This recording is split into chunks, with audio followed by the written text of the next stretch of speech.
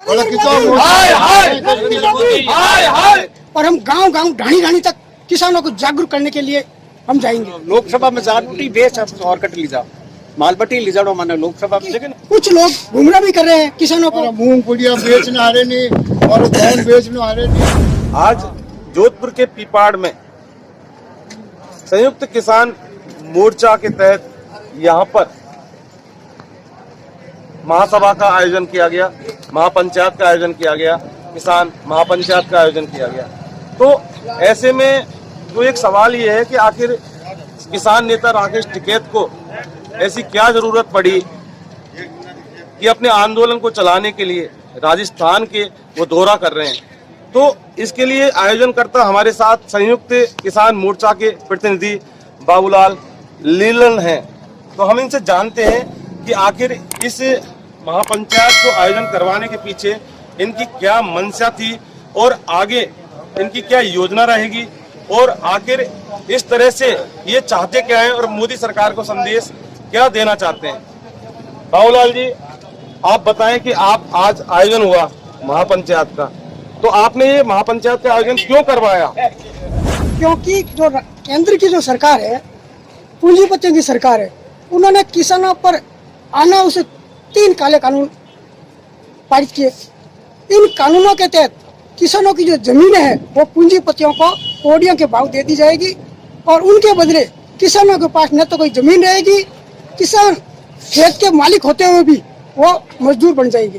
तो इस पीड़ा को लेकर, किसानों की पीड़ा को लेकर महेंद्र सिंह टिकैत के पुत्र राकेश जी टिकैत ने किसानों की जो पीड़ा को समझा और उन्होंने सर्वप्रथम इस केंद्र सरकार के 3 काले कानून का विरोध करते हुए किसानों में, आम जनता में, मजदूरों में जो अपनी आवाज बुलंद की, उस आवाज को हम प्रेरित होकर के हमने भी सोचा कि हम भी राजस्थान मारवाड़ की पवन धरा पर, क्योंकि पीपाड़ में आज से 30 साल पहले हमने भी महेंद्र सिंह जी टिकैत को इसी स्थल पर एक आयोजन किया। लेकिन मोदी सरकार साफ ये कह रही है कि इन कानूनों से जो ये बिल पारित किए हैं इनसे किसानों की जमीन छिनेगी नहीं, किसानों के पास ही रहेगी, ऐसा मोदी सरकार का कहना है। नहीं, ये बिल्कुल झूठ है, सफेद झूठ है। मोदी सरकार का सरासर और सफेद झूठ है। ये किसानों के पास जमीन नहीं रहेगी। जब किसान उनको कंपनियों को जमीन एग्रीमेंट करके दे देंगे तो किसानों के पास कुछ नहीं रहेगा। किसानों के पास उनका जो खातादारी अधिकार है, राइट है, वो भी खत्म हो जाएगा। लेकिन मोदी सरकार ये कह रही है साहब कि हम किसानों के राइट अधिकारों को छीन नहीं रहे हैं। नहीं, वो छीन रहे हैं। वो सिर्फ अंबानी और अडानी को, ये हिंदुस्तान की पूरी जमीन है, कृषि योग्य जमीन है, वो उनको सौंप रहे हैं। बाबूलाल जी, करीब 100 दिन पूरे हो चुके हैं इस आंदोलन को, आज तक कोई इसका हल नहीं निकला है। तो आगे ऐसे कब तक, कितने दिन तक, कितने महीनों तक आप बैठे रहेंगे, ये आप बताएं। देश की जनता आपको देख रही है। सर, ये ऐसा है, हिंदुस्तान की जनता ने कई क्रांति देखी है। अंग्रेजों को भगा दिया तो ये तो मोदी है। जब पंजाब और हरियाणा के जो किसान है, जब भी आवाज उठाई और हमेशा सत्ता का सिंहासन हिला है, तो हमें पूरी उम्मीद है कि इस बार भी किसानों का जो क्रांतिकारी निर्णय है, ये जरूर इस मोदी सरकार को हटाने में कामयाब रहेंगे। ये किसानों का क्रांतिकारी निर्णय है और ये आंदोलन नहीं जबकि क्रांति है। तो अब सवाल ऐसे में ये उपजता है कि ये क्रांति आखिर कितने दिन तक चलेगी? क्या इसका कोई अंत है? क्या इस क्रांति से मोदी सरकार के ऊपर कोई असर पड़ेगा? क्या मोदी सरकार झुकने के लिए तैयार हो जाएगी? क्योंकि करीब 12 दौर की वार्ता किसानों के साथ, किसान नेताओं के साथ मोदी सरकार की हो चुकी है, लेकिन उस 12 दौर की वार्ता में कोई हल नहीं निकला है और जबकि अब वार्ताओं का जो दौर है उसका भी अंत आ चुका है। तो हम ये जानना चाहते हैं कि आखिर इनकी आगे की रणनीति क्या रहेगी और उसको किस प्रकार से अंजाम देंगे। इस जो आंदोलन को लेकर पहली जीत तो हमारी हो गई, क्योंकि जो मोदी सरकार ने हिंदू मुसलमानों में हमें बांट दिया था, इस बार सिख, ईसाई और सब लोग एक मंच पे आकर के ये सरकार का विरोध कर रहे हैं। इसलिए इसका शुभ संकेत है कि इस केंद्र सरकार के विरुद्ध हमेशा ये आवाज दिन ब दिन बढ़ती जा रही है इनके विरोध में। और हमारा अगला कदम होगा, राकेश जी टिकैत के आह्वान पर उन्होंने कह रखा है कि अगली बार जो फसल है वो मंडिया में नहीं बेची जाएगी, वो लोकसभा और संसद में बेची जाएगी।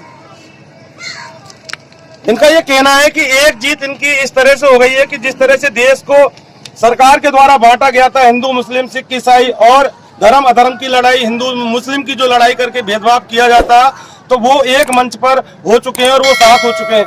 लेकिन हम यह बता देना चाहते हैं कि हिंदू मुस्लिम की कोई अभी लड़ाई नहीं है, लड़ाई है किसान आंदोलन के लिए। जो ये कृषि कानून मोदी सरकार ने जो कानून लेके आई है, उस आंदोलन को खत्म करने की लड़ाई है। तो क्या हिंदू मुस्लिम सिख ईसाई एक साथ होने से ये आंदोलन को कृषि कानूनों को वापस ले लेगी मोदी सरकार? जरूर। जब देश के अंदर जो सभी धर्म के लोग जब संविधान के प्रति अपनी आस्था प्रकट करेंगे, तो जरूर केंद्र सरकार को झटका लगेगा। आप संयुक्त किसान मोर्चा के प्रतिनिधि हैं जी। राजस्थान में कितनी पंचायतें हो चुकी हैं, महापंचायतें? अभी तो काफी हुई है और हम सभी संभाग स्तर पर ये पंचायतें और ब्लॉक स्तर तक भी हम पंचायतें करेंगे, किसान पंचायतें, और हम गांव गांव ढाणी ढाणी तक किसानों को जागरूक करने के लिए हम जाएंगे। लेकिन जो आज जो ये आयोजन हुआ था महापंचायत का, इसमें जिस तरह से भीड़ दिखनी चाहिए थी, तो किसानों की जो भीड़ कम रही, देखने को कम मिली थी, क्या कारण है इसका? अभी थोड़ा खेती में काम काज चल रहा है और कुछ जीरे की फसलें कटाई चल रही है और किसानों को धीरे धीरे इसका काले कानून को जानकारी मिल रही है, क्योंकि कुछ लोग गुमराह भी कर रहे हैं किसानों को। लेकिन अब किसान जब महेंद्र सिंह जी टिकैत यहाँ आने के बाद में अब जो एक एक प्रतिनिधि गांव जाएंगे तो उनको किसानों को बताएंगे, तो जरूर किसान अपनी बात और इस मांग के प्रति। खेतों की फसलों का जो काम हो रहा है उसके कारण संख्या में कमी दिखी, लेकिन कमी इतनी भी नहीं दिखी। हमने आज साफ देखा कि हजारों किसानों की भीड़ तादाद यहाँ पे इकट्ठी थी और जो पंडाल था पूरा भरा हुआ था, खचाखच भरा हुआ था और पूरी ध्यान पूर्वक जनता ने किसान नेताओं की जो बातें हैं वो सुनी थी। आइए हम जानते हैं, हमारे साथ कुछ बुजुर्ग हैं जो कि इस किसान आंदोलन का हिस्सा बनना जा रहे हैं, ये क्रांति का एक हिस्सा बनना जा रहे हैं। आपका क्या नाम है? नाराम क्या कहना चाहते हैं आप? और बताइए क्या इन्हें कानून वापस लेना पड़ी, अगर नहीं ले तो बहुत मोटो आंदोलन में। लेकिन मोदी सरकार कह रही है कि कानून गलत नहीं है। वो गलत है नहीं है, लोग आंदोलन क्या रास्ते करें? इतनी दुनिया बड़ी है, बिना मतलब ये खोटी वजह कटु हरियाणा वाटा आया है, पंजाब वाटा आया है, ये MP UP वाटा आया कि कई कारण आया कि इनकी तो कारण है। लेकिन 12 दौर की वार्ता हो चुकी है, कहीं असर नहीं पड़ रहा मोदी जी की असर नहीं रंग रही है। असर ये की पड़ी वो संसद में मां जगह है नहीं तो मोदी रो कहड़ो है के भाई मतो जो ओ माल किसान कटी बेच सके, मतो मंडी में उठे लोकसभा में जान उठी बेच और कट ली जाओ, माल बटी ली जाओ माने लोकसभा में। लेकिन वहाँ पे तो पुलिस रोक देगी आपको, पुलिस ने तो जल्दी जाने नहीं दिया, संसद में कैसे जाने देगी? टेम काम आई जाने तो जाओ पादरे जवानी जवाई को एनुटी बैठ जाओ, हमारी की कोई जरूरी है कि मतलब मैं जाऊँ कहीं आप फहरा गए? ये तो नहीं है कि फसल बेचने के बहाने आप वहाँ पे भी अपना झंडा फहरा दें। बिल्कुल मैं तो झंडा उठे ले रही, झंडा है जगह तो ले रही पहले तो मैं मन ही को नहीं मानता था, आज पहले मान सकता। किसानों को क्या संदेश देना चाहते हैं आप?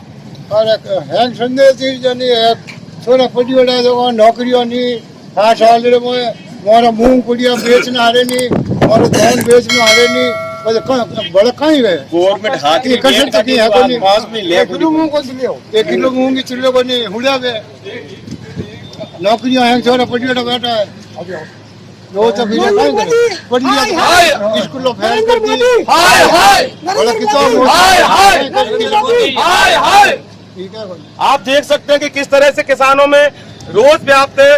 देश के प्रधानमंत्री नरेंद्र मोदी के खिलाफ ये नारे लगा रहे हैं, नरेंद्र मोदी आया है, तो साफ देखने को मिल रहा है यहाँ पर कि जोधपुर के किसानों में बहुत बड़ा आक्रोश है कि मोदी सरकार जब तक ये 3 कृषि कानूनों को वापस नहीं ले लेती, जब तक इनकी घर में वापसी नहीं होगी।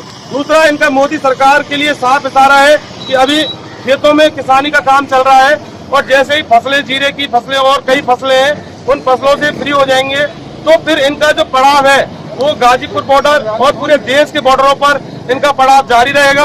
और इनका ये आंदोलन नहीं, इनकी ये क्रांति है, और क्रांति जब तक चलती रहेगी जब तक कि मोदी सरकार 3 कृषि कानूनों को वापस लेने के लिए विवश नहीं हो जाती। पीपाड़ सिटी से सहयोगी पवन टेलर के साथ मैं जितेंद्र शर्मा, इन्वेस्टिगेशन मीडिया।